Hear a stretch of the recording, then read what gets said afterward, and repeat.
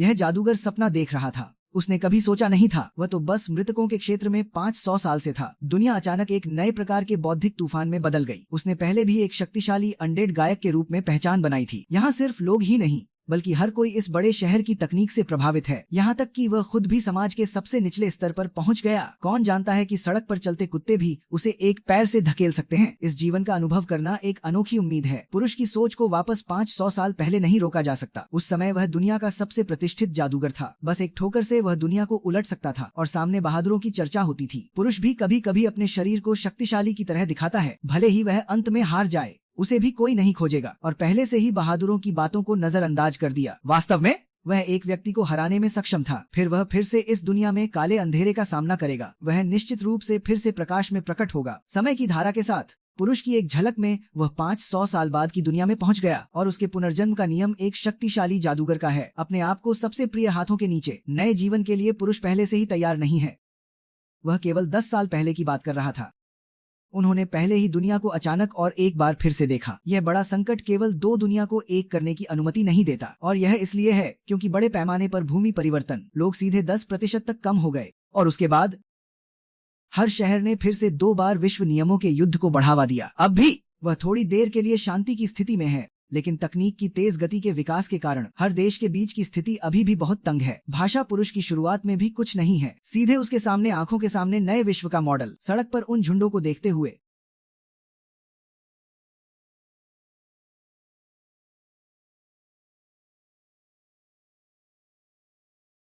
एक निरंतर उच्च आत्मा वाले पुरुष के लिए यह असंभव है। बस अभी जीवित रहना चाहिए।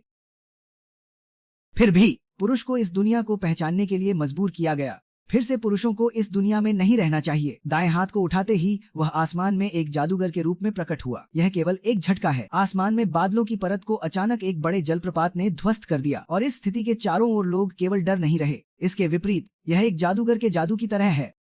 जादूगर की भावना अजीब नहीं है, क्योंकि चारों ओर पहले से ही चेतावनी की आवाज उठ चुकी है। इसलिए वह व्यस्तता में पुरुष को एक कोने में खींच ले गया। इस जादूगर का अर्थ समझना। पुरुष जादूगर के पीछे वे मृत जाति के साथ और मानव जाति के साथ युद्ध की संधि पर हस्ताक्षर कर चुके हैं। सीधे 30 साल पहले के बड़े आंदोलन, निश्चित रूप से समूहों ने पहले ही मृत जाति के आंदोलन को शुरू कर दिया। और यह इसलिए है क्योंकि जादूगर की गति में तेजी आई है। मृत जाति अब कुछ समय से पूरी तरह से नष्ट हो चुकी है। भाषा पुरुष को कुछ भी नहीं रोकती। अन्य 6 जादूगर भी कहीं हैं। इस जादूगर का सामना करते हुए यह स्पष्ट है कि काले ड्रैगन और नीले ड्रैगन अभी भी नीचे हैं और रात के ड्रैगन का उद्देश्य उसे भागने और कष्ट से भरने के लिए है। यह जादूगर के लिए एक अवसर है। भाषा पुरुष को संदेह का अनुभव नहीं कराती। वह बचा हुआ रक्त जादूगर मार्लिस के पास है। यह नाम सुनकर जादूगर की स्थिति स्पष्ट रूप से कुछ नहीं है। उसने जादू की तस्वीरें खींची। उठते ही उसे पुरुष को एक बिंदु पर भेजना होगा। इस समय पुरुष अचानक एक बड़े पर्दे पर सीधा प्रसारण कर रहा है और उसके पास एक लड़की है जो हवा में जादू कर रही है। वह केवल उसकी ओर इशारा कर रही है। फिर पूरे शहर की छवि एक बड़े मॉल के रूप में बदल गई। लड़की मुस्कुराते हुए बस वहाँ से चली गई। पुरुष सीधे उसे बुलाता है। वह बहुत अजीब है। लड़की अभी अभी नीचे क्या कर रही है, क्योंकि वह उससे पहले कभी नहीं मिला। भाषा लड़की बहुत चौंकाने वाली है। उसने कभी नहीं सोचा था कि कोई उसे उसके बुरे कामों के लिए पहचान सकता है। और पुरुष के सवालों का सामना करना उसने भी एक बार समझाया। सरलता से कहें, यह बस एक तकनीक और जादू के संयोजन से बदलता है। इस पुरुष के लिए यह एक शब्द भी नहीं है। या तो वह केवल लड़की से पूछता है कि क्या वह एक व्यक्ति को जानती है। भाषा लड़की सीधे दूर की ऊंचाई की ओर इशारा करती है। मार्लिस जादूगर उद्योग का नेता है। यहाँ एक बहुत प्रसिद्ध अस्तित्व है। लड़की ने जिस रास्ते की ओर इशारा किया, पुरुष बहुत जल्दी जादूगर कंपनी में पहुंच गया और फिर उसने उससे सवाल पूछने की हिम्मत नहीं की। एक ठंडी रहस्यमय किताब फिर से कई बार इंतजार कर चुकी है। फिर वह उस रहस्यमय किताब के साथ चल पड़ी। पुरुष सीधे बड़े टावर के सबसे ऊंचे स्तर पर पहुंच गया और मार्कस ने देखा कि पुरुष भी गर्मजोशी से बुला रहा था। हालांकि यह एक ऊंचाई के नीचे की स्थिति है। पुरुष को देखकर थोड़ी घबराहट हुई, लेकिन यह सोचकर कि दोनों ने पिछले 500 सालों में नहीं मिले, उसने भी मार्कस का यह बार बार अनादर किया। पुरुष ने दरवाजा खोलकर पहाड़ की ओर जाने की इच्छा व्यक्त की। क्या वह फिर से उसके साथ जाकर दुनिया को नियंत्रित कर सकता है? लेकिन वह यह सुनने की उम्मीद नहीं करता था कि मार्कस ने सीधा हंसकर कहा। फिर वह केवल सीधे पुरुष को स्पष्ट रूप से अस्वीकार कर देती है, यहाँ तक कि वह सीधे पुरुष का नाम भी पुकारती है। पुरुष को देखकर भी कुछ घबराहट थी। तैयार करे मार्कस को कुछ शिक्षा देने के लिए, और फिर भी वह उसे बाहर नहीं जाने देती। रहस्यमय किताब सीधे एक धारदार चाकू पर है। पुरुष ने भी नहीं सोचा खुद को फिर एक क्षेत्र में एक छोटे आदमी द्वारा चोटिल किया जाएगा, और फिर रहस्यमय किताब के साथ चाकू में प्रवेश किया। मार्कस ने पकड़ लिया और उसे नीचे जाने दिया। फिर वह उस पर चिल्लाई कि पुरुष वास्तव में कमजोर हो गया। अगर वह पहले का पुरुष है, बस उस समय जो नुकसान हुआ था वह और भी बढ़ गया। अगर आज उसे शक्ति का विश्वास दिया गया, जल्दी ही लोग एक झटके में भूल गए। तो वर्तमान में पुरुष की बात करना एक स्थायी दुनिया है, यहाँ तक कि उसके सामने की संपत्ति भी नहीं थी। हालांकि यदि पुरुष चाहता है कि वह खुद को ऊपर उठाए, वह कहता है कि वह भी एक बार विचार कर सकता है।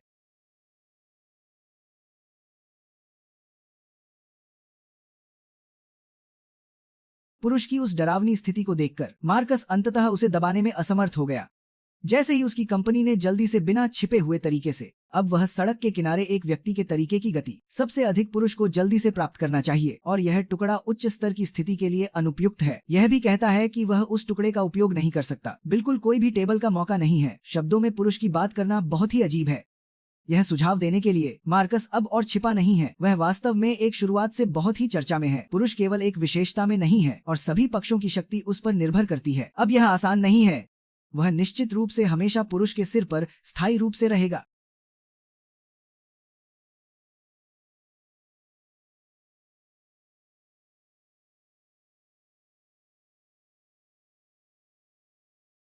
और इसी समय वह एक भाग्य के पुरुष के सामने छाया में है। वह खुद की गति को फिर से तेज करने के लिए क्या कर सकता है, और जो नुकसान हुआ वह अचानक एक छोटे समूह में चढ़ गया। देखते हुए पुरुष ने एक आदमी को भी पूरा किया। छोटे समूह की हवा उसे बस एक झटके में फिर सीधे उसने गंदगी में प्रवेश किया। अच्छा, जब वह जादूगर को खोजने में सफल हुआ, फिर वह अपने निवास पर लौट आया। जादूगर को लेकर बहुत दुखी है कि उसने मार्कस की बात नहीं की। इस पुरुष के प्रति कोई भी ध्यान नहीं है। यदि वह पहले से ही यह बात जानता, वह और भी अधिक सच्चाई के लिए खोजता है। बहुत जल्दी दोनों लोग जादूगर के निवास पर पहुंच गए। पुरुष की भावना बहुत गलत नहीं है, हालांकि वह नहीं जानता कि वह कितना बड़ा है। शब्दों में जादूगर ने कोई बात नहीं की और वह पुरुष के साथ अपने कमरे में पहुंच गया, और फिर यह एक छोटे कमरे की तरह दिखाई दिया। पुरुष भी पूरी तरह से चिंतित है।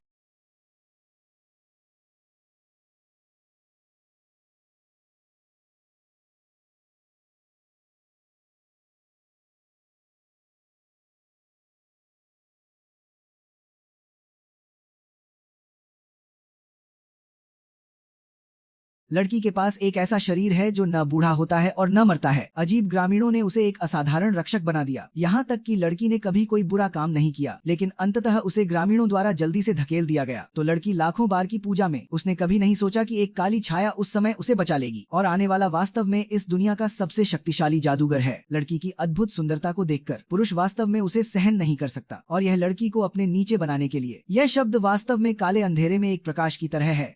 इसलिए यहाँ तक कि 500 साल बाद की घटनाएं फिर से जीवित पुरुष को किससे डर है। वह केवल एक सामान्य व्यक्ति है जिन्हें दिल की गहराइयों से प्यार होता है। वह अब केवल एक महीने की मेहनत की लड़की है, लेकिन पुरुषों के खाने पीने के तरीके पर जिनका ध्यान है वह बेहतरीन तैयारी है। और बस पुरुषों के खाने के बाद अच्छे खाने की बात कहनी होती है, जिन्हें खुद की हर चीज की कीमत समझ में आती है। सुबह के नाश्ते के बाद पुरुष ने अन्य जीवित लोगों के बारे में पूछना शुरू कर दिया, जिन्हें पुरुष ने बताया कि कई साल पहले अंडेडों की गतिविधियों के बाद कुछ खुशहाल जीवित अंडेडों ने उठना शुरू कर दिया। तो बेल्टोल की सीधी स्थिति भी खो गई, और इस समय पुरुष ने खुद को यह बताने का प्रयास किया कि उसकी शक्ति कितनी होगी। केवल उसकी शक्ति का स्रोत वास्तव में विश्वास की शक्ति है। कोई फर्क नहीं पड़ता कि वह डरावना है या नहीं, वह शक्ति में बदल सकता है। 500 साल पहले और बड़े पैमाने पर अंडेडों का नुकसान। यह पुरुष पहले से ही एक बार दुनिया के सबसे बड़े जादूगर के रूप में जाना जाता था। वह पुनः लौटने की कोशिश कर रहा है, लेकिन यह संभव नहीं है। कोई फर्क नहीं पड़ता कि नीचे यह नहीं है। जब काम की बात आती है तो पहले इस नए विश्व को समझना चाहिए। इसलिए बेल्टोल ने पुरुष को एक नया कपड़ा खरीदने के लिए भेजा, और इस तकनीकी उच्च गति के विकास के समय कपड़े खरीदने के लिए केवल एक विशेष बैग में प्रवेश करना आवश्यक है। फिर से मशीन द्वारा कार्यात्मक रूप से खींचा जाएगा। इस तरह वह उपयोगकर्ता के शरीर के मात्रा के आधार पर एक सेट कपड़े निर्धारित कर सकता है, और फिर अच्छे पुरुष के कपड़े पहनने के बाद बेल्टोल ने अपनी खुद की बुद्धिमान AI, इसलिए उपयोग और स्थायित्व की सबसे अच्छी गुणवत्ता के लिए खोजें। बहुत जल्दी पुरुष ने एक सेट सक्रिय वस्त्र देखा, और फिर वहाँ पर जादूगर के शब्दों को छाप दिया, और कपड़े खरीदने के बाद दोनों ने फिर से एक साथ रोटी खाई। समय पर पुरुष बहुत अच्छे से उस नाम को बुलाने की कोशिश कर रहा था।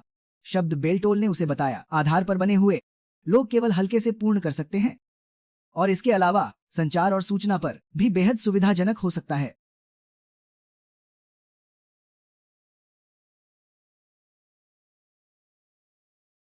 महिलाओं की शक्ति का प्रवाह। पुरुष ने स्पष्ट रूप से कपड़ों के संचालन का मूल कारण, कुछ स्थानों पर भी अनुत्तरदायी। बहुत जल्दी बेल्टोल को काम पर जाने का समय, या तो दोनों घर लौटने के बाद पुरुष अचानक बाहर जाने का विचार करने लगा। शब्द बेल्टोल फिर भी बहुत शक्तिशाली, लेकिन अंडेडों के दिल की इच्छा पहले से ही तय है। आधार पर समय में कोई कमी नहीं, और वह भी पूरी तरह से, इसलिए उसे बदलाव करने की आवश्यकता है। आगे इस नए समय का स्वागत करें। अनडेडो को हर दिन कुछ नहीं करना चाहिए। तो बेल्टोल ने पुरुष को एक संचार उपकरण दिया और फिर यह यहाँ पहले से ही एक खाली जादूगर नाम के सामान्य लोग जिन्हें काम करने के लिए फिर से कुछ नहीं है। लेकिन पुरुष ने बेल्टोल को निराश नहीं किया। हालांकि वर्तमान में उसके पास एक अच्छा दिल है, लेकिन वह दुनिया को नियंत्रित करने की कोशिश कर रहा है, लेकिन अब तक कोई बदलाव नहीं हुआ। पुरुष ने कहा कि यह एक बार है। बेल्टोल केवल उसी के लिए खुद को काम खोजने की कोशिश कर रहा है, लेकिन यह 1,00,000 बेल्टोल ने पुरुष को एक संचार उपकरण दिया और यह यहाँ पहले से ही एक। अगर यह भूख लगी है तो इसका उपयोग करें। यदि कोई समस्या आती है तो इसे उपयोग करने के लिए, क्योंकि वह यहाँ पर एक स्थायी स्थिति में है। बेल्टोल सबसे तेज गति से पुरुष के पास पहुंचेगा। इस पुरुष के लिए कुछ शब्द, लेकिन यह कोई फर्क नहीं पड़ता कि यह बेल्टोल का एक अच्छा हिस्सा है। वर्तमान में कठिनाई है। वह अभी अभी समुद्र के किनारे पर काम खोजने की कोशिश कर रहा है। यह निश्चित रूप से उसके लिए है। इस दुनिया में क्या काम है और वह कहाँ जा सकता है। या तो एक तूफान के बाद पुरुष ने सबसे मूल तरीके का उपयोग करने का निर्णय लिया। केवल उसे लोगों के बीच चलना चाहिए।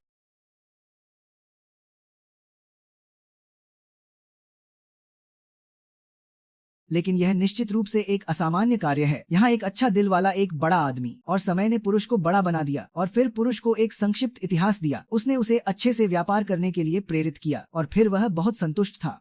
परीक्षक ने पुरुष के शरीर को जादूगर के रूप में देखा। केवल यह महसूस किया कि कोई शब्द नहीं है, जैसे एक भयंकर युद्ध का आगाज होता है। सर्वशक्तिमान योद्धाओं की सेना और अंतिम कार्यकाल 500 साल पहले था। जब पुरुष मुख्य ने सुनकर आत्मविश्वास से कहा, सामने वाले अधिकारी के लिए पुरुष एक देवता है, सीधे उसके पास जाकर उसने कहा कि उसके पास कोई विकल्प नहीं है। यह उस समय के बाद है। पुरुष की हार के बाद वह सोने के बड़े पैरों पर बैठा है। हालांकि वह विश्वास नहीं कर पा रहा है, लेकिन वह इस समय में है जैसे कि वह वास्तव में बेकार चीजों के लिए बेताब है। इस सोने के लिए वह निश्चित रूप से गर्म जगह पर बैठा है, लेकिन पुरुष फिर भी आराम से नहीं है। उसे किसी को ढूंढने की जरूरत नहीं है जो उसे सुझाव दे। यह सोने के क्षण में उसने अपने अच्छे दिन की याद की और यह सोने का क्षण किसी और का नहीं है। यह पहले उस व्यक्ति के प्रभावी काले कागज का है। साधारण रूप से बुलाने के बाद पुरुष सीधे मुख्य विषय में प्रवेश कर गया। वह उच्च स्थान पर खुद को पेश करने की उम्मीद करता है। अब उसे कोई पत्ते की आवश्यकता नहीं है। वह अभी भी व्यापक रूप से बड़े समूह को उसके काम के बारे में जानने दे सकता है। और फिर उच्च स्थान पर सच्चाई के विचारों के अनुसार काम करते समय एक तरफ के कर्मचारी ने देखा, वह सीधे प्रसारण के आभासी मुख्यालय में है और यह भी उच्च स्थान पर एक इरादा है।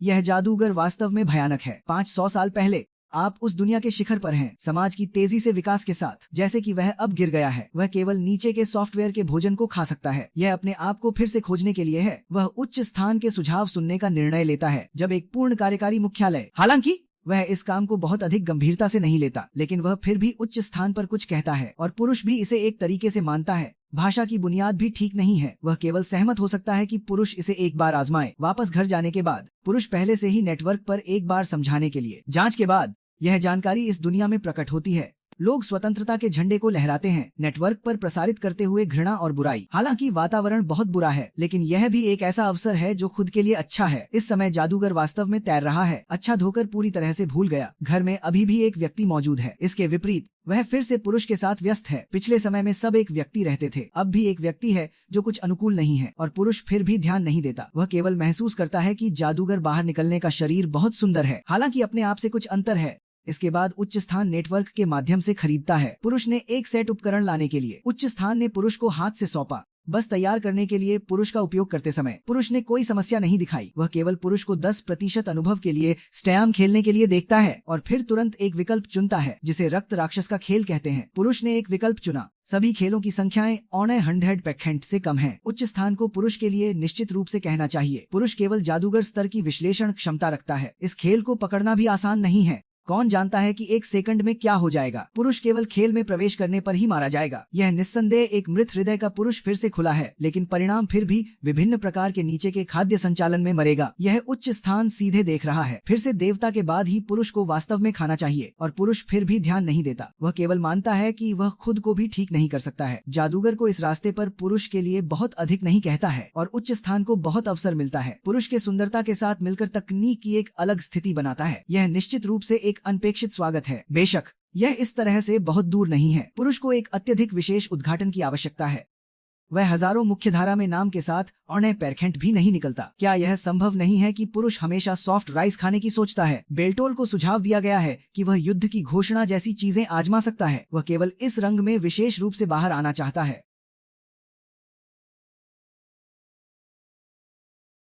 जादूगर बेल्टोल बेलिम बेल सदगुरु।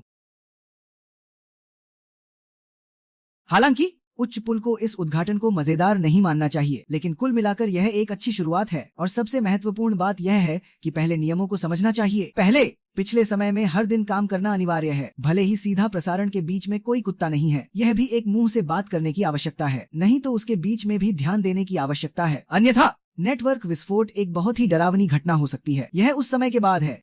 उच्च पुल जिम्मेदारी लेकर अन्य मुख्य धारा की बातचीत खोजने के लिए और पुरुष को हर दिन घर में खेल खेलना चाहिए। बहुत जल्दी एक समय के बाद पुरुष का सीधा प्रसारण उद्योग भी धीरे धीरे सही दिशा में बढ़ रहा है। हालांकि हर दिन की पृष्ठभूमि में हमेशा कुछ न कुछ होता है, लेकिन वह हर दिन हंसते हुए संतुष्ट रहता है। वह बिना किसी बात के काला या सफेद नहीं है, बस किसी को ध्यान देने की आवश्यकता है। वह उसकी ताकत को बढ़ा देगा, इसलिए वह न केवल बदलने वाला है, यहाँ तक कि वह मूल रूप से भी बदल सकता है। ये बहुत जल्दी वह ओने 100 पाउंड तक पहुँच जाएगा और इस दिन वह सफलतापूर्वक अपनी तीसरी खेल के बाद पुरुष ने खुद को बधाई दी कि उसने स्तर की जीत हासिल की। वह भी खून से बाहर आ गया।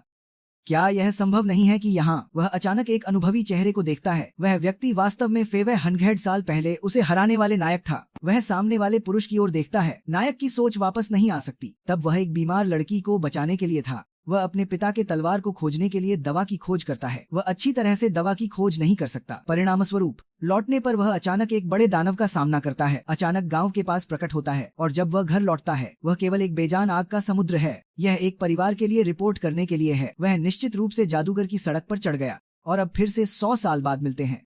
दोनों ही उस समय की भावना को नहीं छोड़ते। वास्तव में उस समय के बड़े युद्ध के बाद देवी ने नायकों के लिए पुरस्कार देने के लिए बड़ा बलिदान किया। वह वास्तव में उन्हें बधाई देने के लिए, और वह नहीं जानता कि कितना समय बीत चुका है। मनुष्य और अनडेड के बीच युद्ध हुआ और नायक इस बड़े हथियार में युद्ध के बाद उसने बहुत से लोगों को पहले से ही सुरक्षित रखा। हंसने के लिए इंतजार करना चाहिए। नायक खुद को सभी लोगों की सरकार बना देता है। पुरुष ने फिर से 10% समझाया। वह एक शरीर रखता है जो विशाल शक्ति से अधिक है।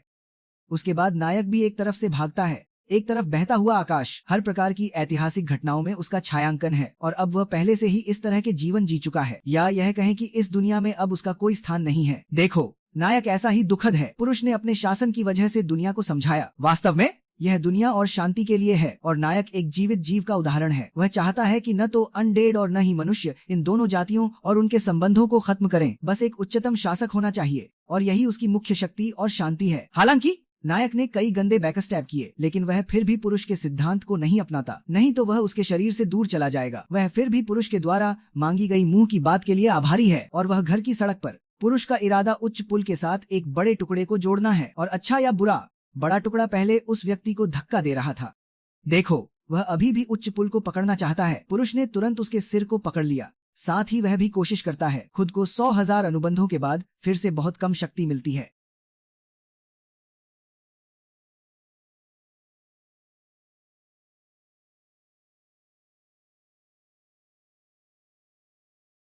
सवाल पूछने के बाद ही पता चलता है। बस बड़ा टुकड़ा वास्तव में उच्च पुल के लिए सुरक्षा है। बस यह नहीं सोचा कि वह अचानक बैठकर मूल्यांकन करेगा। हालांकि यह भी अच्छा है कि ताकाहाशी को अपने पास एक और बेहतर विकल्प मिला। ताकाहाशी को अपने पास एक और बेहतर विकल्प मिला और नायक ने ताकाहाशी के एहसान का बदला चुकाने के लिए बिना सोचे समझे उसके साथ एक गोदाम में आ गया और ताकाहाशी ने नायक को एक बहुत ही सरल काम दिया। वह यह था कि गार्डों का ध्यान भटकाते हुए वह गोदाम में घुसकर कुछ सामान ले सके। लेकिन ताकाहाशी के योजना बताने से पहले ही नायक सीधे दौड़कर गया और एक लात से दरवाजा तोड़ दिया और दरवाजा खोल दिया।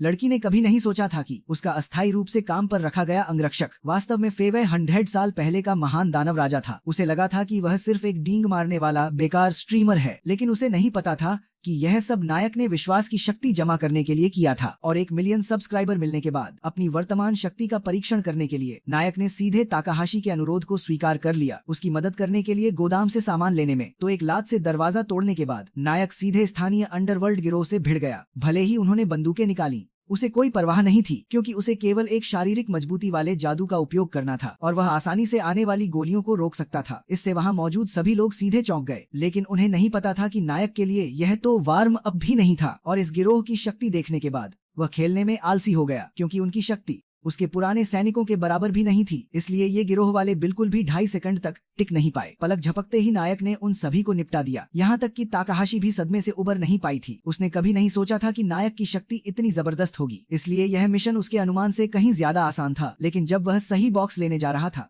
तो नायक ने उसे रोक दिया, क्योंकि अंदर अचानक एक शक्तिशाली आभा प्रकट हुई और यह बॉक्स की अंतिम सुरक्षा थी। लेकिन ताकाहाशी ने कभी नहीं सोचा था कि बॉक्स का अंतिम रक्षक वास्तव में चौथी पीढ़ी का मैजिक गाइडेड एक्सोस्केलेटन था। यह चीज तो अंडरवर्ल्ड गिरोह के हाथों में होनी ही नहीं चाहिए थी, क्योंकि यह शहरी पुलिस के विशेष बलों द्वारा इस्तेमाल किया जाने वाला हथियार था। नायक बहुत उत्साहित था। आखिरकार अभी अभी उन गिरोह वालों से उसकी शक्ति का अंदाजा नहीं लगाया जा सका था। अब यह मैजिक गाइडेड एक्सोस्केलेटन उसकी शक्ति का परीक्षण करने के लिए एकदम सही था।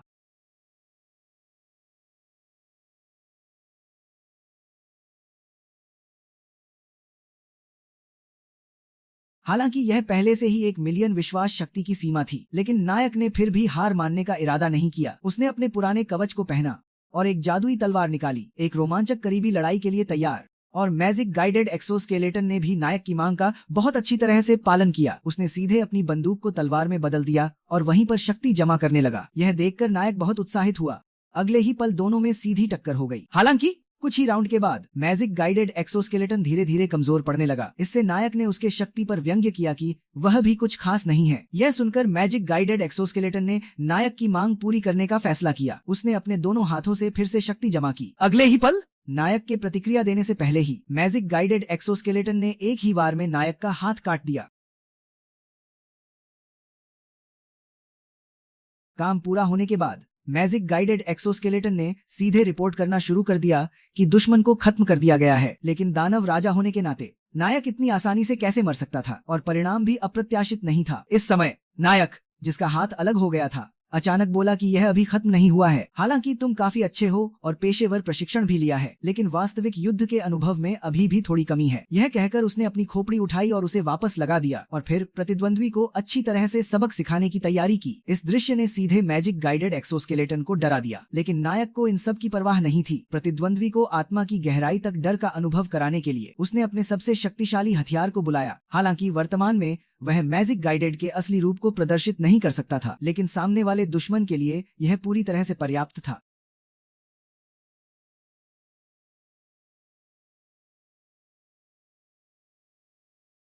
मैजिक गाइडेड एक्सोस्केलेटन को पलक झपकते ही खत्म करने के बाद नायक ने सफलतापूर्वक सही बॉक्स भी प्राप्त कर लिया। लेकिन इस समय ताकाहाशी को इस बॉक्स की परवाह नहीं थी, क्योंकि उसने अभी अभी नायक के हाथ के अलग होने का दृश्य साफ साफ देखा था। यह बात उसे 100 साल तक चौंका सकती थी, लेकिन नायक को उसकी भावनाओं के विपरीत महसूस हुआ। उसे बस लगा कि साइबरपंक युग काफी भयानक है। वास्तव में ऐसे हथियार हैं जो किसी व्यक्ति की शक्ति को इस हद तक बढ़ा सकते हैं। बाद में जब ताकाहाशी ने जादुई हड्डी की खाल की जांच की तो उसे पता चला कि दूसरे पक्ष के शरीर पर HMI का निशान था। यह चीज किसी गिरोह के हाथ में नहीं पड़नी चाहिए थी, इसलिए उसने जल्दी से प्रतिक्रिया दी। लगता है उसने एक बहुत ही भयानक मामला उठाया है। मामले की सच्चाई को और समझने के लिए कोई रास्ता नहीं था। ताकाहाशी ने बॉक्स को खोलने और उसमें दर्ज सामग्री को देखने का फैसला किया, लेकिन जब इसे क्रैक करके खोला गया तो अंदर सिर्फ एक सूची थी। लेकिन नायक ने पाया कि इसमें दर्ज सभी लोग उसके पूर्व अधीनस्थ थे, यानी अनडेड के सदस्य। हालांकि अच्छी बात यह थी कि सूची में गिनी का नाम नहीं था। यह देखकर ताकाहाशी ने सीधे कमिश्नर से पूछने का फैसला किया, लेकिन उसे दूसरे पक्ष से कोई जवाब नहीं मिला। इसलिए दोनों सीधे कमिश्नर के निवास पर पहुंचे। लिफ्ट के पहले आओ पहले पाओ तंत्र के अनुसार वे सफलतापूर्वक दूसरे पक्ष की मंजिल पर पहुंचे। लेकिन अजीब बात यह थी कि हॉल, जो जाल से भरा होना चाहिए था, अब पूरी तरह से निष्क्रिय हो गया था। यह बिल्कुल भी एक हैकर की कार्यशैली नहीं थी। इससे भी अधिक हास्यास्पद बात यह थी कि दूसरे पक्ष का दरवाजा भी बंद नहीं था और अंदर से एक बहुत ही अप्रिय बदबू आ रही थी।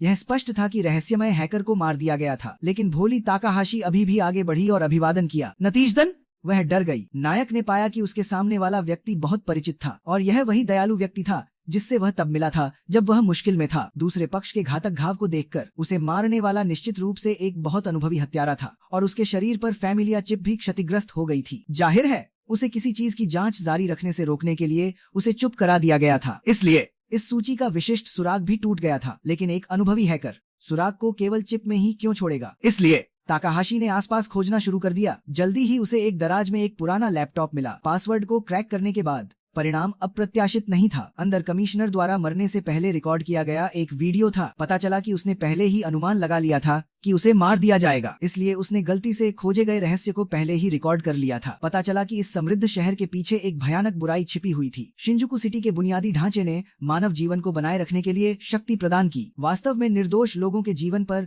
पूरी तरह से बनाया गया था, क्योंकि एक शहर की ऊर्जा आपूर्ति सैद्धांतिक रूप से कम 10 से अधिक आत्मा नसों की आवश्यकता होती है। लेकिन पहले युद्ध से पहले की जांच के परिणामों के अनुसार इस शहर में केवल 2 भूमिगत आत्मा नसें थीं, लेकिन केवल 2 आत्मा नसों के साथ यह शिंजुकू सिटी आज तक कैसे विकसित हो सकता था। इसलिए जिज्ञासा के कारण हैकर ने जांच शुरू की। अंततः यह पाया गया कि शिंजुकू सिटी की निरंतर ऊर्जा अनडेड फर्नेस नामक एक परियोजना के कारण थी। संक्षेप में, यह अनडेड को ऊर्जा भट्टी में फेंककर जलाना था। उनकी शक्तिशाली आत्माओं को आत्मा नसों के विकल्प के रूप में उपयोग करना अनडेड की विशेषताओं के कारण उनकी उच्च स्तरीय आत्माओं में से एक विशाल आत्मा तत्व के बराबर थी, और अनडेड जितना शक्तिशाली होगा, आत्मा तत्व उतना ही विशाल होगा। इस परियोजना को बनाने वाला संगठन अब सबसे प्रसिद्ध IHMI था। जांच के अनुसार सबसे पहले फेंका गया 6 दानव बंदरों में से एक ब्लू स्वॉर्ड मंकी था। हालांकि ऐसा लगता है कि वह अब ज्यादा देर तक टिक नहीं पाएगा, इसलिए IHMI संगठन अब अन्य दानव बंदरों पर नजर गड़ाए हुए है, और इससे पहले दुनिया भर में अनडेड का शिकार करने का अभियान IHMI संगठन द्वारा ऊर्जा तैयार करने के लिए बनाया गया एक बहाना भी था। लेकिन अगर उन्हें अनडेड को ऊर्जा के रूप में उपयोग करना जारी रखने से रोका गया तो शिंजुकू सिटी काम करना बंद कर देगा, जिससे मानव आतंक पैदा होगा। यही कारण है कि हैकर ने इस मामले को सार्वजनिक नहीं किया, लेकिन उसे अभी भी लगा कि अनडेड परियोजना का अस्तित्व नहीं होना चाहिए। इसलिए उसे लगा कि इस मामले को हल करने वाला शायद केवल वही दानव राजा होगा जो कभी शीर्ष पर था। यह सुनकर ताकाहाशी बहुत गुस्से में थी। वह इस तरह के क्रूर तरीकों को बिल्कुल स्वीकार नहीं कर सकती थी, लेकिन नायक असाधारण रूप से शांत था। उसने ताकाहाशी से इन समस्याओं के बारे में न सोचने के लिए कहा। यह अनडेड के राजा के रूप में उसकी जिम्मेदारी थी। वह पूरी तरह से निर्णय लेगा और इस मामले को अकेले हल करेगा, लेकिन इससे पहले उसे पहले गिनी को सूचित करना होगा।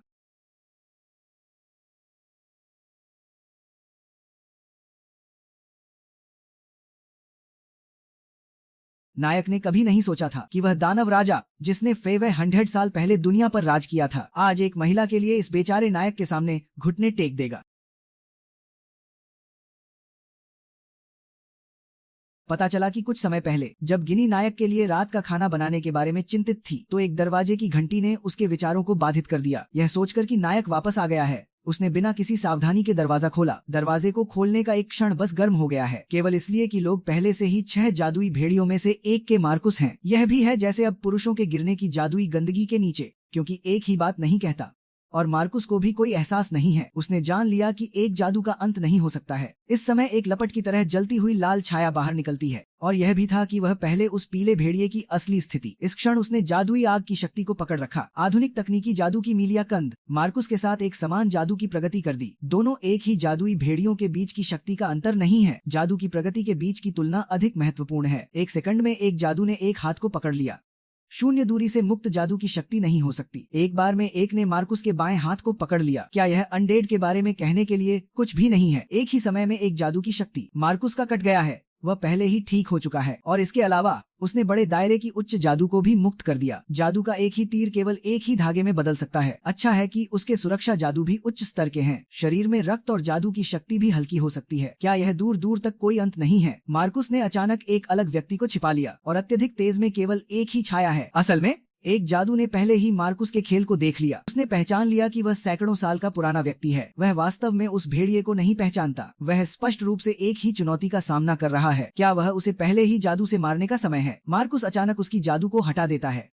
यह सुरक्षा की बाहरी शक्ति को नहीं रोकता। जादू ने एक संक्षिप्त रूप में प्रवेश किया, और इसलिए वह उसे जादू से पीछे छोड़ देता है। रक्त में जादू पूरी तरह से नहीं समझता कि कैसे वापस आना है। आपको युद्ध की शुरुआत से पहले जानना चाहिए। वह पहले ही नेटवर्क को काट चुका है। सिद्धांत के अनुसार यह संभव नहीं है कि उसमें कोई हस्तक्षेप हो। देखते हुए जादू की पूरी तरह से संतोषजनक स्थिति, मार्कुस के अंदर संतोष की भावना पहुंच गई है। वह न तो अपनी स्थिति को शुरू करने का इंतजार करता है। असल में मार्कुस का जादू यह सबसे नया विकास का प्रगति संस्करण है। यह पहले पीढ़ी के जादू के आधार पर सुधार के द्वारा आया। सबसे बड़ी क्षमता बस दरवाजे के माध्यम से जा सकती है। उसके पास सभी जादू का नियंत्रण है। सीधे तौर पर यह केवल पहले पीढ़ी के जादू का उपयोग करना है। यह बिल्कुल मार्कुस का नहीं है, और बिना जादू के व्यक्ति को और भी नहीं सोचना चाहिए। यहाँ तक कि यह समय की मूल बात है। यह भी कहता है कि वह आज इस दुनिया में पहले से ही कहा जा सकता है कि वह सबसे मजबूत व्यक्ति है, लेकिन बिनी अभी भी कुछ नहीं समझता। स्पष्ट रूप से एक शुरुआत मार्कुस और खुद के समान। यह सब पुरुषों का बड़ा जादू है। क्यों अचानक उसे तय करना चाहिए कि अनडेड को मारना चाहिए? असल में मार्कुस फेवे 100 साल पहले वह एक जंगली दिल को छिपा लिया। यह भी जादू के राजा को ले जाने वाला है। यह केवल उस समय का पुरुष की शक्ति बहुत अधिक है। वह केवल दिल से शक्तिहीन हो सकता है, जैसे कि अब इस प्रकार के समय में वह मानता है कि यह एक जादुई तकनीक है। यह निश्चित रूप से उसे एक नए राजा बनने की अनुमति देगा। जानने के लिए कि क्या सच में है बिनी दुखदाई इच्छा, क्या यह उसे वर्तमान में केवल एक उम्मीद है कि उसे मारे जाने की संभावना नहीं है? उम्मीद है कि पुरुषों का सामना करने का समय केवल एक भेड़िया देखते हुए, वह भी स्पष्ट रूप से बिनी के साथ। इस समय पहले से ही एक पन्ना शुरुआत से ही समुद्र में जलती हुई। क्या वह उसे गहराई में ले जाने का समय है? फिर भी वह उच्च पुल की गुस्से की आवाज को सुनता है। वह पुरुषों को बताता है वर्तमान में कार्य की तात्कालिकता है। फिर भी वर्तमान में एक भेड़िया। नेट पर भी कोई महत्वपूर्ण जानकारी नहीं है, लेकिन इस शहर में बहुत से लोग नहीं हैं, इसलिए वे पूरी तरह से इस दिशा से शुरू कर सकते हैं। बहुत जल्दी उच्च पुल केवल खुद को उच्चतम काले तकनीक में हस्तक्षेप किया गया है। रिकॉर्डिंग के माध्यम से दोनों ने पूरी घटना देखी। यह पता चला कि मास्टरमाइंड मार्क्स था। नायक तुरंत गिनी को बचाने के लिए ऊर्जा भट्टी में अकेले जाने वाला था, लेकिन ताकाहाशी ने उसे रोक दिया क्योंकि ऊर्जा भट्टी शहर का एक महत्वपूर्ण क्षेत्र था। वहां निश्चित रूप से एक शक्तिशाली सशस्त्र बल पहरा दे रहा होगा, और नायक ने केवल अपनी शक्ति का एक स्तर ही ठीक किया था। उसके पास कोई युद्ध शक्ति भी नहीं थी। इस तरह बिना सोचे समझे आगे बढ़ना आत्महत्या करने जैसा होगा। इसलिए अब सबसे अच्छा यह होगा कि एक शक्तिशाली सहायक को साथ लेकर जाया जाए। यह सुनकर नायक तुरंत जाग गया। उसे हाल ही में एक अच्छा उम्मीदवार मिला था, और यह व्यक्ति उसका पुराना दुश्मन गोरान था। वह एकमात्र ऐसा योद्धा था जिसने अपनी पूरी शक्ति पर शैतान राजा को फेवे 100 साल पहले हराया था। जैसे ही दोनों मिले, नायक तुरंत घुटनों के बल बैठ गया और गोरान से मदद की गुहार लगाई।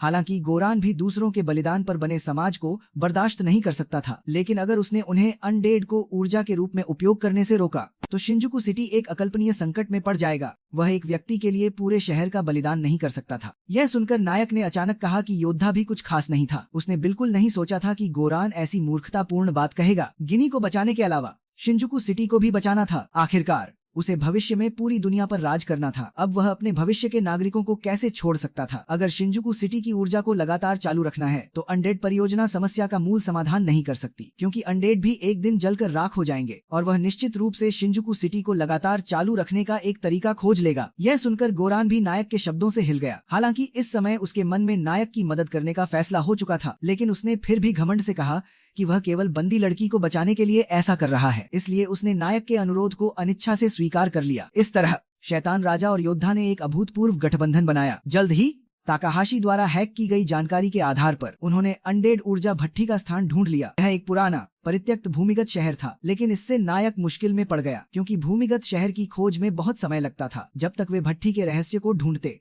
तब तक गिनी का भाग्य अनिश्चित हो सकता था। लेकिन अप्रत्याशित रूप से गोरान ने इस स्थिति को तुरंत हल कर दिया। पता चला कि वह भी एक साहसी थी। अपनी खोज के दौरान उसने भूल भुलैया चाल नामक एक जादू बनाया था। इसका सिद्धांत यह था कि उसकी जादुई शक्ति भूल भुलैया के फर्श और दीवारों से होकर फैलती थी, और फिर धीरे धीरे उसके हाथ में एक नक्शा बन जाता था। इस क्षमता के साथ उन्होंने जल्द ही ऊर्जा भट्टी का स्थान ढूंढ लिया। लेकिन उनका इंतजार मार्क्स नहीं कर रहा था, बल्कि उसका सचिव था।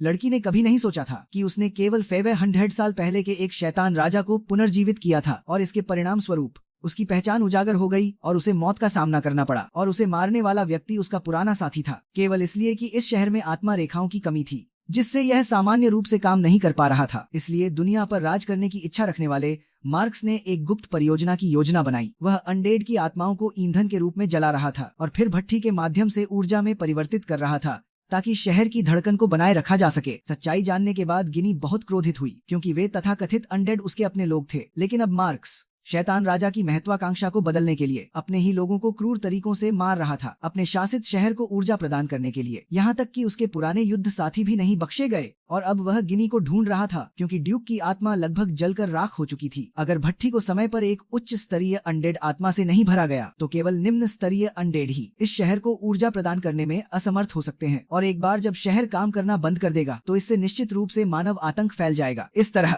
उसकी क्रूर अनडेड परियोजना न केवल उजागर होने का जोखिम होगा, बल्कि स्टार सिटी पर उसके शासन की स्थिति भी हिल जाएगी। और अब अन्य वैकल्पिक ऊर्जा स्रोतों को खोजने के लिए गिनी समय खरीदने के लिए सबसे अच्छी सामग्री थी। उसे नहीं पता था कि उसकी यह हरकत शैतान राजा और योद्धा को 500 साल पुरानी दुश्मनी को भूलने पर मजबूर कर देगी। दोनों पुराने दुश्मन मिलकर इस शहर के अंधेरे को दूर करने के लिए दृढ़ थे, लेकिन उनके सामने था मार्क्स का सबसे वफादार और शक्तिशाली अधीनस्थ। यहाँ तक कि अतीत के 2 सबसे शक्तिशाली लोगों का सामना करते हुए भी वह बिल्कुल भी नहीं डरा। यहाँ तक कि वह आने वाली लड़ाई के लिए उत्सुक था, सिर्फ इसलिए कि किंवदंतियों में अमर योद्धा इस दुनिया में तलवारबाजी का सबसे ताकतवर व्यक्ति है। लेकिन अब तलवारबाजी के चरम पर पहुंच चुके सचिव का मानना है कि योद्धा को लोगों ने बढ़ा चढ़ाकर पेश किया है। वह अतीत का एक अनडेड है। फिर वह सीधे योद्धा के पीछे प्रकट हुआ। उसने सोचा था कि वह उसकी असावधानी का फायदा उठाकर तलवार निकालकर उसे मार देगा, लेकिन उसने कभी नहीं सोचा था कि दूसरा पक्ष इतनी आसानी से इस वार को रोक देगा। तलवारबाज नायक ने इस अवसर का लाभ उठाकर ऊर्जा भट्टी के पीछे चक्कर लगाया और यहाँ की लड़ाई योद्धा को सौंप दी गई। जाने से पहले उसने सिर्फ एक बात कही, यहाँ आसानी से मत मरना। फिर वह ऊर्जा भट्टी के नीचे कूद गया और योद्धा को जल्दी से हराने के लिए सचिव ने भी कोई कसर नहीं छोड़ी। उसने अपनी कटाना को जमीन की ओर इशारा किया। तुरंत उसके पैरों के नीचे एक सफेद जादुई घेरा प्रकट हुआ और उसके बाद एक अत्यंत शक्तिशाली वार आया। उसकी विनाशकारी शक्ति ने सीधे योद्धा को दूर फेंक दिया और यह 5वीं पीढ़ी के जादूगर के कंकाल कवच की शक्ति थी। कवच पहनने के बाद सचिव की पहले से ही तेज गति एक नए चरम पर पहुंच गई। जब उसने तलवार निकाली तो योद्धा भी प्रतिक्रिया नहीं दे पाया। साथ ही सचिव की नजर में जिस क्षण उसने जादूगर का कंकाल कवच पहना तथा कथित दानव राजा और योद्धा पुराने जमाने के पुराने लोग थे, उसके खिलाफ उनके पास जीतने का कोई मौका नहीं था और सचिव का हर वार बिजली की गति से तलवार खींचना था। पलक झपकते ही वह कई बार हमला कर सकता था। इससे योद्धा को पलटवार करने का कोई मौका नहीं मिला। साथ ही इसने उसे यह कहने पर मजबूर कर दिया कि तकनीक की प्रगति वास्तव में अद्भुत है। भले ही उसे अंततः पलटवार करने का मौका मिल गया, जो स्पर्श उसे मिला वह ऐसा था जैसे उसने स्टील को लात मारी हो। ऐसा लगता है कि कवच की रक्षात्मक क्षमता भी असाधारण है, लेकिन चाहे कुछ भी हो, अदरक अभी भी पुराना है।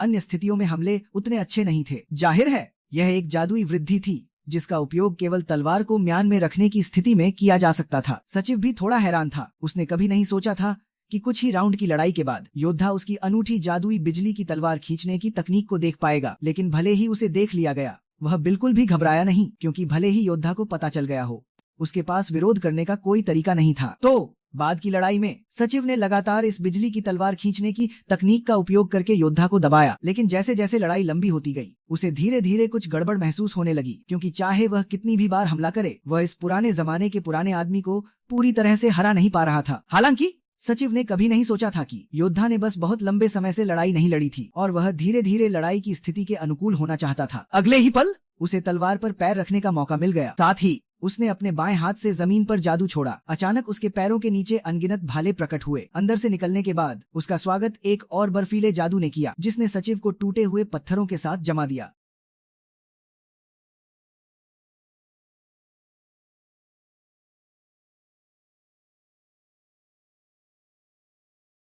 जब धुआं छट गया, अंदर से बिना किसी चोट के कवच निकला। लेकिन योद्धा को इसकी ज्यादा परवाह नहीं थी, क्योंकि अभी अभी की चालों का सिलसिला सिर्फ एक परीक्षण था। यह वह चाल थी जिसका उपयोग उसने 500 साल पहले किया था, एक निश्चित दानव जनजाति से निपटने के लिए। बस उसने कभी नहीं सोचा था कि 500 साल बाद भी यह अभी भी उपयोगी हो सकता है। इन शब्दों ने सचिव को पूरी तरह से क्रोधित कर दिया। आखिरकार लड़ाई शुरू होने के बाद से वह लगातार विभिन्न शब्दों से योद्धा और दानव राजा को नीचा दिखा रहा था, लेकिन अब योद्धा ने अपने कार्यों से उसे करारा जवाब दिया। और जैसे जैसे समय बीतता गया, 5वीं पीढ़ी के जादूगर के कंकाल कवच की शक्ति धीरे धीरे कम होने लगी। इसके विपरीत योद्धा लड़ाई में अधिक सहज होता गया। भले ही उसने बहुत लंबे समय से लड़ाई नहीं लड़ी थी, लेकिन अगर वह इस स्तर के दुश्मन को भी आसानी से हरा नहीं सकता था, तो वह खुद को योद्धा नहीं कह सकता था। और इन शब्दों ने सचिव को फिर से अत्यधिक क्रोधित कर दिया। तो उसने अपने सबसे शक्तिशाली वार का उपयोग करने का फैसला किया। आखिरकार उसकी शक्ति के साथ वह एक टूटी हुई तलवार से कैसे हार सकता था। यह सुनकर गोरान को तुरंत कुछ अफसोस हुआ। उसने कभी नहीं सोचा था कि पवित्र तलवार, जिसने एक बार युद्ध के मैदान में उसका साथ दिया था, अब उसे बेकार समझा जाएगा। इसलिए पवित्र तलवार को उसकी पुरानी महिमा बहाल करने के लिए गोरान ने फेवे 100 साल की सील खोल दी।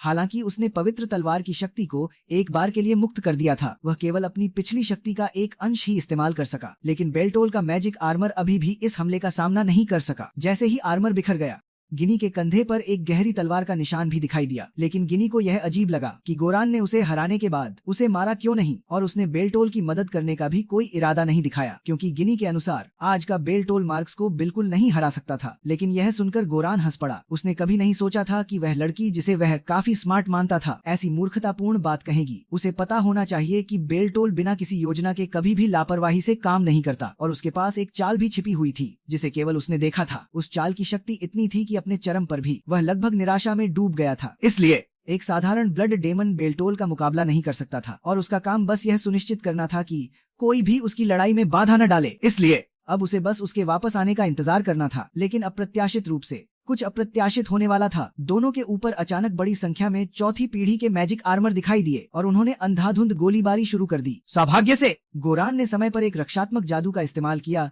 और उन सभी को रोक दिया। लेकिन उसे यह अजीब लगा कि उनके हमलों में भी जादू शामिल था, और गोरान को सबसे ज्यादा नापसंद ऐसे दुश्मन थे जो अपने साथियों पर हमला करते थे। इसलिए उसने एक बार फिर पवित्र तलवार उठाई। उसे इन क्रूर दुश्मनों को पूरी तरह से खत्म करना होगा और उन्हें मृत्यु में सबसे बुनियादी मानवीय सिद्धांतों को समझना होगा। इसी समय भट्टी के सबसे गहरे हिस्से में मार्क्स पहले ही गिनी को भट्टी के किनारे तक खींच चुका था। फिर उसने कुछ अपशब्द कहे और गिनी को नीचे फेंक दिया। जैसे ही वह गिरी, उसकी आंखों के सामने उसकी पूरी जिंदगी चमक उठी। बेल्टोल के साथ बिताए पल गिनी के दिमाग में तैरने लगे। जो शब्द वह कहना चाहती थी वे अभी भी उसके मुंह से नहीं निकले थे। लेकिन ठीक इसी महत्वपूर्ण क्षण में एक परिचित दृश्य फिर से मंच पर आया। बेल्टोल ने गिनी को मौत के कगार से वापस खींच लिया।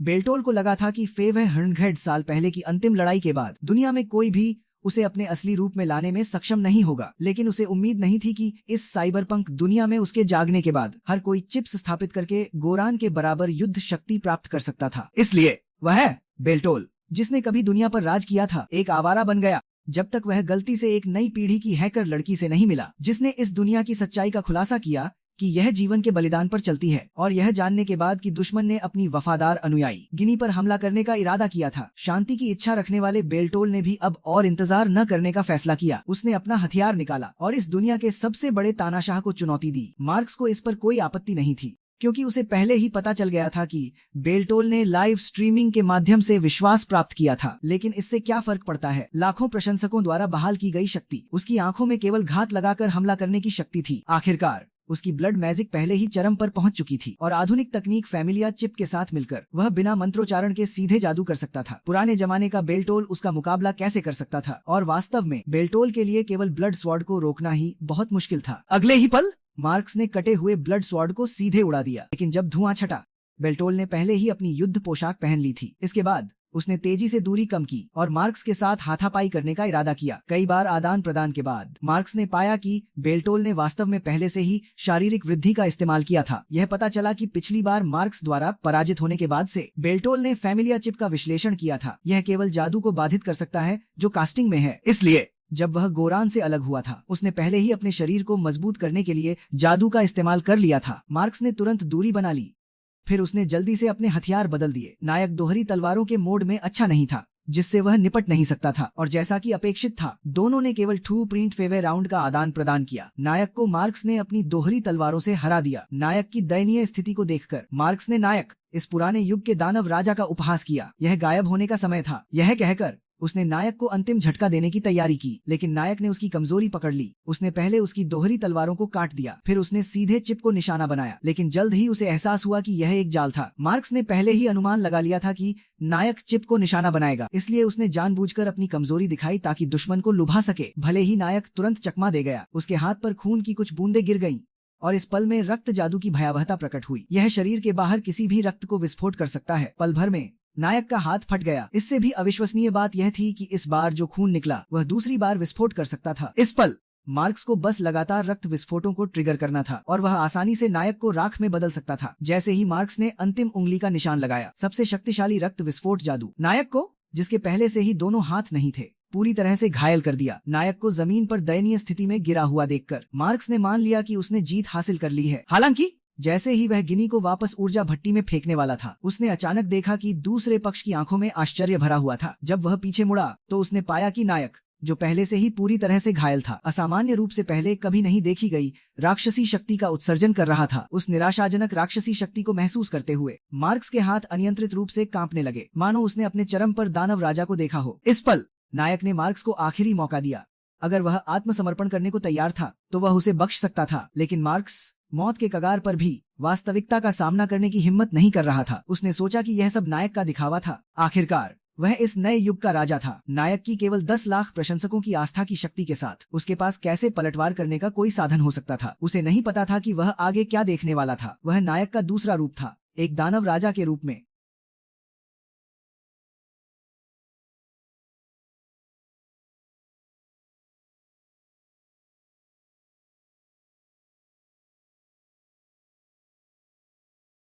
फिर मार्क्स के सदमे में नायक एक निराशाजनक काले अजगर में बदल गया। नायक ने कभी भी किसी के सामने यह रूप नहीं दिखाया था, सिवाय नायक के साथ अपनी अंतिम लड़ाई के। नायक ने कभी भी किसी के सामने यह रूप नहीं दिखाया था। मूल रूप से इस रूप को बहाल करने के लिए उच्च सांद्रता वाले फास्फोरस वाले भौगोलिक वातावरण में होना आवश्यक था और भारी मात्रा में आस्था की शक्ति प्राप्त करना भी आवश्यक था। और नायक के पीछे की ऊर्जा भट्टी में उच्च सांद्रता वाला फास्फोरस था। भारी मात्रा में आस्था की शक्ति बहुत महत्वपूर्ण थी। दरअसल प्रस्थान से पहले ही उसने ताकाहाशी को एक कार्य सौंपा था। उसे इस जीत या हार की कुंजी कहा जा सकता है। ताकाहाशी ने अपनी हैकिंग कला का इस्तेमाल किया, पूरे शिंजुकू के नेटवर्क में घुसपैठ की। शहर की सभी बड़ी लाइव प्रसारण स्क्रीन नायक के लाइव प्रसारण के रिप्ले से बदल दी गयी और पूरे नेटवर्क पर विभिन्न मंचों और सॉफ्टवेयरों को भी नायक से संबंधित समाचारों से बदल दिया गया। यह सब नायक की लोकप्रियता को बहुत बढ़ा दिया। मुख्य बात यह थी कि चाहे वे हेटर हों, सच्चे प्रशंसक हों या राहगीर हों, जब उन्हें नायक के बारे में पता चला, उनकी भावनाएं नायक की आस्था की शक्ति बन जाएंगी। यह गिनी को बचाने के लिए नायक का सबसे बड़ा दांव भी था। काले अजगर में बदलने के बाद मार्क्स चाहे कितने भी जादू का इस्तेमाल करे, वह केवल अपनी ऊर्जा बर्बाद कर रहा था। यह दृश्य नायक की मार्क्स के साथ पहली लड़ाई के समान था। पहले मार्क्स ने चिप का इस्तेमाल किया था, जादू जारी करने के 5 चरणों को 2 चरणों तक कम कर दिया था। अब काले अजगर के रूप में नायक, उसकी जादू कास्टिंग गति उसके 2 चरणों से भी एक कदम तेज थी। किसी भी जादू के उत्पन्न होने से पहले वह उन्हें और भी तेजी से बाधित कर सकता है। और इस रूप में नायक को कोई भी जादू करने के लिए कोई हरकत करने की जरूरत नहीं थी। मार्क्स उसके हाथों में था और वह बार बार विभिन्न मंत्रों के तहत मरता रहा। अंत में भी थोड़ा शरारती नायक ने उस पर प्रयोग भी किए। उसने ताकाहाशी की आत्मा हानि तकनीक का संदर्भ लिया और सीधे मार्क्स के दिमाग में डर पैदा कर दिया।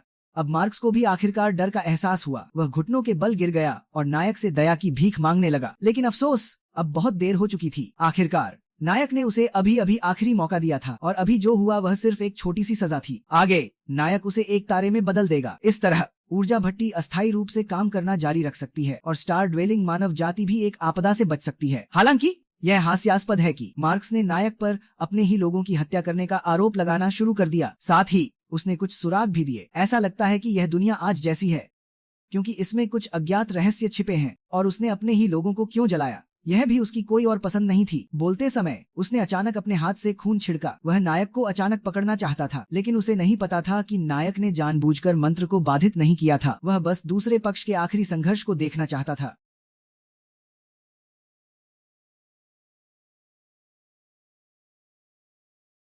मार्क्स के गायब होने के बाद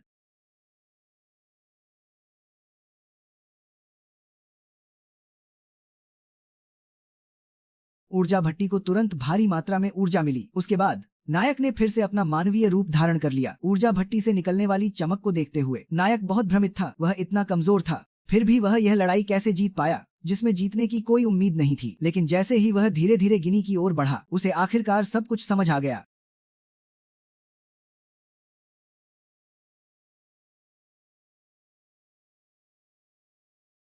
लड़की के पास जन्म से ही एक ट्यूब थी, लेकिन उसके दिमाग से समय समय पर अजीब आवाजें आती थीं, जब तक एक दिन एक स्थानांतरण छात्र का आगमन नहीं हुआ, जिसने उसे आखिरकार यह स्पष्ट रूप से सुनने दिया कि उसके दिमाग से एक बचाव की पुकार आ रही थी। दरअसल दिल की धड़कन के विकृति की समस्या को सफलतापूर्वक हल करने के बाद नायक का स्ट्रीमिंग करियर भी धीरे धीरे पटरी पर आ गया। 72 घंटे तक लगातार बिना रुके काम करने के बाद नायक ने आखिरकार अपनी खराब तकनीक का इस्तेमाल किया और नरक स्तर के खेल को पार कर लिया। प्रशंसकों की संख्या 6 मिलियन ग्राहकों के निशान को पार कर गई। चूंकि प्रशंसकों ने बड़ी मात्रा में विश्वास की शक्ति प्रदान की, इसलिए नायक की जादुई तलवार ने अपना दूसरा रूप अनलॉक कर दिया। हालांकि वह बहुत खुश नहीं था, क्योंकि यह विशेष रूप से अनडेड से निपटने के लिए एक रूप था और इसका बाहरी रूप नायक की पवित्र तलवार के समान था। चाहे वह उपयोग हो या बाहरी रूप, नायक को यह बहुत पसंद नहीं था। उसके बाद दोनों ने गंभीर मामलों के बारे में भी बात की। इस अवधि के विचार विमर्श के बाद नायक अभी भी ढूंढना चाहता था अज्ञात रूप से गायब हुए thunder monkey, black dragon monkey और स्काई मंकी। लेकिन अनडेड का शिकार करने की पिछली कार्रवाई के कारण गिनी,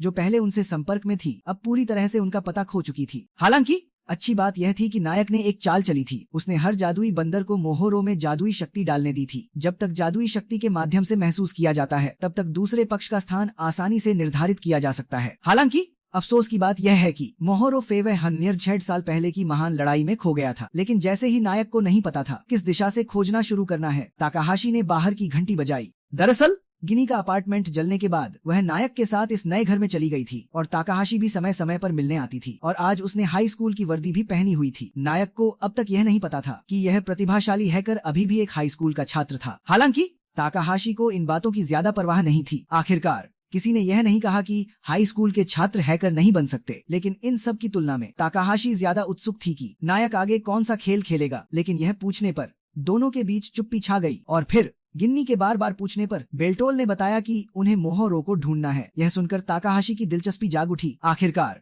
यह एक प्राचीन जादुई कलाकृति की खोज थी। वह ऐसे रोमांचक खजाने की तलाश वाले खेल को कैसे छोड़ सकती थी, और उसकी खोज का तरीका भी काफी सीधा और सरल था। वह सीधे इंटरनेट पर सर्च इंजन का उपयोग करके खोज करेगी। लेकिन आम लोगों के विपरीत ताकाहाशी ने चिप में मौजूद 3 कृत्रिम आत्माओं का उपयोग किया और कम समय में बड़ी संख्या में कीवर्ड खोजे। साथ ही उसने उच्च सटीकता वाली जानकारी को भी तेजी से फिल्टर किया। केवल कुछ ही सेकंड में उसने मोहरो के सबसे संभावित स्थान का पता लगा लिया। वह अकिहाबारा में एक प्राचीन जादू अकादमी थी, क्योंकि अकिहाबारा अनडेड युद्ध के बाद स्थापित किया गया था और अफवाह थी कि उसके नीचे एक प्राचीन खजाना कक्ष छिपा हुआ था और कहा जाता था कि खजाने का दरवाजा लगभग 500 सालों से नहीं खुला था। यह मोहरो के खो जाने के समय से भी काफी मेल खाता था। लेकिन अकादमी के तहखाने में कैसे घुसना है, यह एक और चुनौती थी। आखिरकार उन्होंने कभी इस अकादमी से संपर्क नहीं किया था। हालांकि बेल्टोल को जल्द ही एक दिलचस्प विचार आया। वह छात्र बनकर अकादमी में स्थानांतरित हो जाएगा। ताकाहाशी को भी यह विचार व्यवहार्य लगा, क्योंकि वह खुद एक हाई स्कूल की छात्रा थी। उसे बस वर्तमान अकादमी में अकिहाबारा में अध्ययन के लिए आवेदन करना था और फिर स्थानांतरण छात्रों की संख्या में थोड़ा बदलाव करना था। तो अनुमोदन मिलने के बाद तीनों अकिहाबारा जाने वाली ट्रेन में सवार हो गए। लेकिन यह अभियान उतना आसान नहीं था जितना उन्होंने सोचा था। जैसे ही बेल्टोल ट्रेन से उतरा, उसे जांच अधिकारियों ने रोक लिया। कारण यह था कि उसके पास अपनी पहचान साबित करने के लिए कोई दस्तावेज नहीं था। लेकिन बेल्टोल का मानना था कि 3 मिलियन सब्सक्राइबर उसकी पहचान साबित करने के लिए पर्याप्त थे। इसलिए दोनों स्टेशन के बाहर बहस करने लगे। सौभाग्य से ताकाहाशी ने निकलने से पहले पूरी तैयारी कर ली थी। वह तुरंत आगे बढ़ी और बेल्टोल को अपना पहचान पत्र निकालने में मदद की, जिससे वह जांच पास कर सका। अकिहाबारा में सफलतापूर्वक प्रवेश करने के बाद बेल्टोल सामने के दृश्य को देखकर तुरंत चौंक गया, क्योंकि इस शहर का स्वरूप उसके द्वारा बनाए गए अनडेड किंगडम के बहुत समान था। अगर कोई अंतर था तो वह कुछ आधुनिक तकनीक के उत्पादों का जुड़ना था। जल्द ही उन्हें वह अकादमी मिल गई जहां भूमिगत खजाना कक्ष छिपा हुआ था। स्थानांतरण प्रमाण पत्र जमा करने के बाद वे अकादमी के प्राचार्य गोएथे से भी मिले। यहाँ आने से पहले ताकाहाशी ने पहले ही दूसरे पक्ष की जांच कर ली थी। पता चला कि गोएथे न केवल जादू अकादमी के निदेशक थे, बल्कि अकिहाबारा के 3 महान कुलों में से एक के मुखिया भी थे और वह इस शहर के आधे हिस्से पर नियंत्रण रखते थे। इसलिए दूसरा पक्ष निश्चित रूप से कोई साधारण व्यक्ति नहीं था जिसे आसानी से बेवकूफ बनाया जा सके। इसलिए उनके स्थानांतरण का नाटक उजागर होने की बहुत संभावना थी। लेकिन ताकाहाशी को जो बात बिल्कुल समझ नहीं आई वह यह थी कि गोएथे ने बिना किसी हिचकिचाहट के उनके स्थानांतरण आवेदन को स्वीकार कर लिया और बस साधारण प्रक्रिया का पालन किया।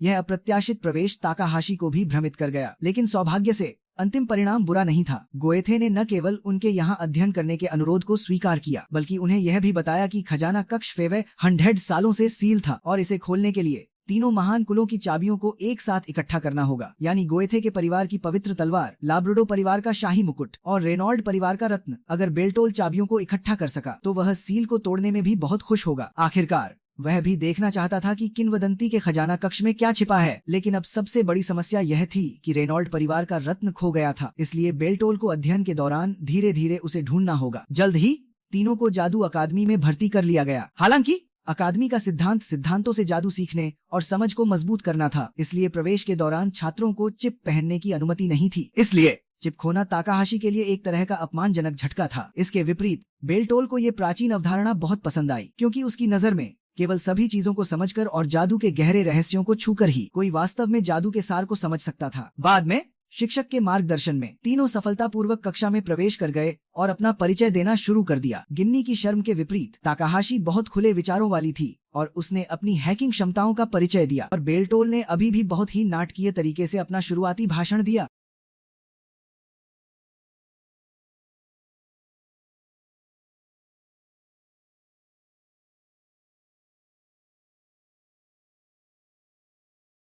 इसके बाद शिंजुकू सिटी के छात्रों के जादू के स्तर को देखने के लिए शिक्षक ने जादू की शक्ति को मापने के लिए एक क्रिस्टल निकाला और बेल्टोल को पहले प्रदर्शन करने के लिए कहा।